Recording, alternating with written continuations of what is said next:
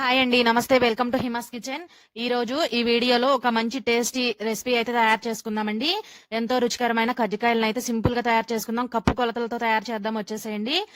ఇప్పుడు ఒక mixing bowl తీసుకోండి. ఏదైనా ఒక గిన్నె కానీ లేదా గ్లాస్ కానీ కొలతగా పెట్టుకోండి. నేనైతే ఈ గిన్నెతో ఒక గిన్నె వరకు గోధుమ పిండి అయితే వేసుకున్నానండి. అలాగే ఒక 1 టేబుల్ స్పూన్ వరకు బొంబాయి రవ్వ వేయండి. ఈ బొంబాయి రవ్వ వేయడం వల్ల కజ్జికాయలు అనేవి మరింత క్రిస్పీగా ఉంటాయి. ఒక 1/2 టేబుల్ స్పూన్ సాల్ట్, అలాగే 1.5 టేబుల్ స్పూన్ వరకు ఆయిల్ వేసుకోండి. ఈ సాల్ట్ ఆయిల్ కూడా పిండిలో కలిసే విధంగా బాగా ఈ విధంగా కలుపుకోవాలి. ఇప్పుడు ఉప్పు ఆయిల్ బాగా కలిసిన తర్వాత ఇందులో కొంచెం కొంచెంగా నీళ్లు పోసుకుంటూ పిండిని అయితే సాఫ్ట్ గా కలుపుకోవాలండి. మనం పూరి పిండికి చపాతీకి ఎలా కలుపుతామో ఆ విధంగా పిండిని అయితే కొంచెం బాగా సాఫ్ట్ గా అయితే కలుపుకోవాలి. వాటర్ ఒకేసారి పోయకుండా కొద్ది కొద్దిగా చూసుకొని పోసుకోవాలండి. చూడండి, పిండిని ఈ విధంగా కలుపుకున్న తర్వాత ఈ పిండి ఒక 10 నిమిషాలు నానితే కజ్జికాయలు అనేవి మరింత టేస్టీగా ఉంటాయండి. ఇలా కలుపుకున్న ఈ పిండిని మూత పెట్టుకుని ఒక 10 నిమిషాలు పక్కన పెట్టేసుకోవాలి. ఒక 10 నిమిషాలు తర్వాత మనం ఏ కప్పుతో అయితే కనుక గోధుమ పిండి తీసుకున్నామో అదే కప్పుతో ఒక కప్పు నిండుగా శనగపప్పు వేసుకోవాలండి. పుటాని అంటారు కదా, అవి నిండుగా ఒక కప్పు తీసుకోండి. ఇలా ఒక కప్పు శనగపప్పును తీసుకొని మిక్సీ జార్లో వేసుకోవాలి. అలాగే ఇందులో మంచి ఫ్లేవర్ కోసం ఒక 4-5 యాలకులు కూడా వేసుకోండి. మీ దగ్గర యాలకుల పొడి ఉన్నా కూడా కలుపుకోవచ్చండి. తర్వాత ఈ విధంగా అయితే మెత్తని పౌడర్ లాగా గ్రైండ్ చేసుకోవాలి. చూడండి, ఎక్కడ బరక అనేది లేకుండా ఈ విధంగా గ్రైండ్ చేసుకోవాలి. ఇలా గ్రైండ్ చేసుకున్న ఈ శనగపప్పు పౌడర్ ని వేరొక బాక్స్ లోకి వేసుకోవాలండి. ఇప్పుడు అదే మిక్సీ జార్ లో మనం ఏ కప్పుతో అయితే గోధుమ పిండి శనగపప్పు తీసుకున్నామో అదే కప్పుతో అరకప్పు వరకు బెల్లం వేసుకోవాలి. బెల్లం ఈ విధంగా కొంచెం నలకొట్టి అందులో వేసేసుకోవాలి. మనం డైరెక్ట్ గా ఉట్టి బెల్లం ఒకటే మిక్సీలో వేసామనుకోండి గట్టిగా ముద్దలాగా అవుతుంది. అలా కాకుండా చక్కగా పొడి పొడిగా రావాలంటే మనం ముందుగా గ్రైండ్ చేసుకున్న శనగపప్పు పొడిని ఒక 2-3 టేబుల్ స్పూన్ల వరకు ఇందులో వేసుకుని అప్పుడు గ్రైండ్ చేయండి. బెల్లం అయితే మనకి చక్కగా పౌడర్ లాగా వస్తుందండి. చూడండి, ఎక్కడా కూడా ఉండలు అనేవి ఉండవు. చక్కగా పొడి పొడిలాడుతూ వస్తుంది. ఈ విధంగా పొడి పొడిలాడుతూ ఉంటే కజ్జికాయల మధ్యలో స్టఫింగ్ బాగుండి మంచి టేస్టీగా ఉంటాయండి. చూడండి, ఇలా గ్రైండ్ చేసుకున్న ఈ బెల్లం పౌడర్ ను కూడా మనం ముందుగా వేరే బాక్స్ లో ఈ శనగపప్పు పొడిని పెట్టాం కదండి, అందులో వేసేసుకోండి.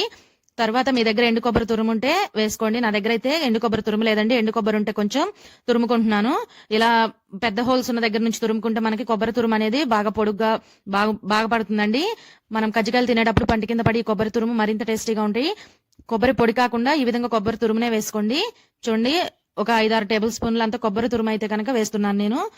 ఈ కొబ్బరి తురుమును కూడా ఆ శనగపప్పు బెల్లం పౌడర్ ఉంది కదండి, అందులో వేసేసుకొని మొత్తం కూడా బాగా కలిసే విధంగా కలుపుకోవాలి. శనగపప్పు పౌడర్ అలాగే బెల్లం పౌడర్, ఎండు కొబ్బరి తురుము అన్ని కూడా చక్కగా కలిసిపోవాలండి. అలా కలిసేంత వరకు బాగా అడుగు నుంచి కలుపుకోవాలి. మీకు ఈ కొలతలతో ట్రై చేయండి. కజ్జికాయలు చాలా బాగా కుదురుతాయండి. ఫస్ట్ టైం చేసేవాళ్ళు కూడా చాలా ఈజీగా అయితే తయారు చేస్తారు. ఇలా కలుపుకున్న మిశ్రమాన్ని పక్కన పెట్టుకొని ముందుగా గోధుమ పిండి కలిపి పెట్టుకున్నాం కదండి, ఒక 10 నిమిషాలు అయింది కదా. ఇప్పుడు ఈ పిండిని కూడా మరొక నిమిషం పాటు కలుపుకోవాలి. కలుపుకున్న తర్వాత ఇలా చిన్న చిన్న ముద్దల్లా చేసుకోవాలండి. పిండి అంతటిని కూడా ఈ విధంగా అన్నిటిని కూడా బాల్స్ లా చేసుకోవాలి.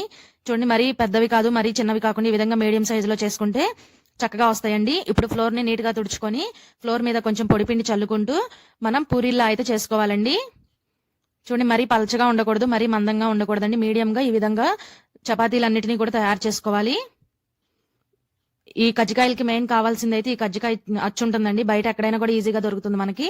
ఈ కజ్జికాయ అచ్చు మీద మనం ముందుగా ప్రిపేర్ చేసుకున్న పూరీని పెట్టుకోవాలి. తర్వాత 1.5 టేబుల్ స్పూన్ నుంచి 2 టేబుల్ స్పూన్ల వరకు ఈ శనగపప్పు బెల్లం పౌడర్ మిశ్రమాన్ని వేసుకొని వాటర్ తో కొంచెం ఈ అచ్చు వెంపట ఈ విధంగా కనుక నొక్కామనుకోండి మనకి చక్కగా ఊడొస్తుందండి. తర్వాత పైనుంచి ఎక్స్ట్రా ఉన్న పిండి అంతా తీసేయండి. ఈ సైడ్లు మరి తోకల్లా ఉంటాయి కదండి, అటు సైడ్ ఇటు సైడ్ కొంచెం కట్ చేసుకోవాలి. కట్ చేసుకుంటే మనకి కజ్జికాయ అనేది చాలా నీట్ గా వస్తుందండి. చూడండి, ఇలా చాలా బాగా వచ్చింది కదండి. వీటిని తీసి ఒక ప్లేట్ లో పెట్టుకుందాం. అలాగే ఇంకొకటి చేసి చూపిస్తానండి. ఫ్లోర్ మీద కొంచెం పొడిపిండి చల్లుకొని ఈ విధంగా చపాతీ లాగైతే ఒత్తుకోవాలండి. ఈ చపాతీ అనేది మరి మనకి పలచగా ఉండకూడదు, అలానే మందంగా ఉండకూడదు, మీడియం గా ఉండేలాగా ఈ విధంగా ప్రెస్ చేసుకోవాలి. తర్వాత కజ్జికాయలు అచ్చు ఉంటుంది కదండి, ఆ అచ్చు మీద అయితే మనం తయారు చేసుకుని చపాతీని పెట్టేసి ఒక 2 టేబుల్ స్పూన్ల వరకు ఈ శనగపప్పు బెల్లం పొడి మిశ్రమాన్ని వేసుకోవాలి. ఇప్పుడు చేతిని కొంచెం తడుపుకొని ఈ విధంగా ఈ మిశ్రమం వేసాం కదండి, ఈ అంచుల వెంపట కనుక ఇలా తడి చేయడం వల్ల మనకి ఈ కజ్జికాయ షేప్ అనేది కరెక్ట్ గా వస్తుందండి. లేదంటే కనుక కజ్జికాయ చివర్లో విడిపోయి మనం లోపల పెట్టిన మిశ్రమం అంతా కూడా ఆయిల్లో వేసిన తర్వాత బయటకు వచ్చేసి ఆయిల్ అంతా పాడవుతుందండి. కాబట్టి కంపల్సరీ తడి చేసి గట్టిగా ప్రెస్ చేయండి. తర్వాత చివర్లను కట్ చేసుకొని పిండి మొత్తాన్ని కూడా ఈ విధంగా కజ్జికాయ లాగా అయితే ప్రిపేర్ చేసుకొని ఒక ప్లేట్ లోకి పెట్టుకోవాలండి. చూడండి, తర్వాత మనం ఎక్స్ట్రాగా ఉన్న పిండి అంతటిని కలిపితే ఇలా అయిందండి. దీన్ని కూడా కొంచెం ఆయిల్ వేసుకొని బాగా కలుపుకొని ఈ పిండిని కూడా పూరీలా చేసుకొని మధ్యలో ఆ శనగపప్పు మిశ్రమం పెట్టుకొని అన్నిటిని కూడా కజ్జికాయ లాగా ఒత్తుకొని పక్కన పెట్టుకోవాలి. తర్వాత స్టవ్ ఆన్ చేసి డీప్ ఫ్రైకి సరిపడా ఆయిల్ పెట్టుకోండి. ఈ ఆయిల్ బాగా వేడవ్వగానే ఫ్లేమ్ ని మీడియం లోకి అడ్జస్ట్ చేసుకుని మనం ముందుగా ప్రిపేర్ చేసుకున్నాం కదండి ఈ కజ్జికాయలను ఒక్కొక్కటిగా వేసుకోవాలి. ఆయిల్ బాగా వేడవ్వాలండి. ఆయిల్ బాగా వేడైన తర్వాత వీటిని వేసే ముందు మీడియం ఫ్లేమ్ లో పెట్టుకోవాలి. అప్పుడే మనకి లోపల వరకు కూడా బాగా ఉడికి కజ్జికాయలు అనేవి మంచి టేస్టీగా ఉంటాయండి. మీరు హై ఫ్లేమ్ లో పెట్టి కనుక ఫ్రై చేశారంటే పైన ఊరికే కలర్ వచ్చేస్తుంది, కానీ లోపల కొంచెం పచ్చిదనంగా ఉంటుంది. కాబట్టి మీడియం ఫ్లేమ్ లో పెట్టుకుని బాగా ఈ విధంగా అటు ఇటు తిప్పుకుంటూ బాగా ఫ్రై చేసుకోవాలి. చూడండి, ఈ విధంగా గెరటితో అటు ఇటు కలుపుకుంటూ రెండు వైపులా కూడా ఒకే రంగు వచ్చేంత వరకు అయితే ఫ్రై చేసుకోవాలండి వీటిని. చూడండి, ఈ కలర్ వస్తే సరిపోతాయండి. మరీ ఎక్కువ కలితే చల్లారిన తర్వాత నల్లగా మాడినట్టుంటాయి. కాబట్టి ఈ విధంగా లైట్ గా కలర్ రాగానే తీసేసి వేరే ప్లేట్ లో వేసుకోండి. అదే విధంగా ఇంకా మిగిలి ఉన్నాయి కదండి, వాటిని కూడా ఇదే విధంగా డీప్ ఫ్రై చేసుకోవాలి. చాలా టేస్టీగా ఉంటాయండి, క్రిస్పీగా లోపల సాఫ్ట్ గా చాలా రుచిగా ఉంటాయి. ఈ విధంగా ఈ కప్పు కొలతలతో మీరు ట్రై చేయండి. 1 కప్పు గోధుమ పిండి, అలాగే 1 కప్పు శనగపప్పు, 1/2 కప్పు బెల్లం. ఈ క్వాంటిటీలో కనుక మీరు తయారు చేసినట్లయితే లోపల మీకు స్టఫింగ్ కూడా కరెక్ట్ గా సరిపోతుందండి. ఈ లోపల తయారు చేసిన ఈ మిశ్రమం అయితే 1.5 టేబుల్ స్పూన్ నుంచి 2 టేబుల్ స్పూన్ల వరకు అయితే పెట్టుకోవచ్చండి.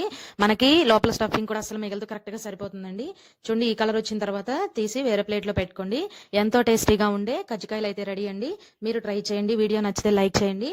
అలాగే మరెన్నో ఇంట్రెస్టింగ్ వీడియోస్ కోసం మన హిమాస్ కిచెన్ ఛానల్ ని వెంటనే సబ్స్క్రైబ్ చేయండి. Thanks for watching video.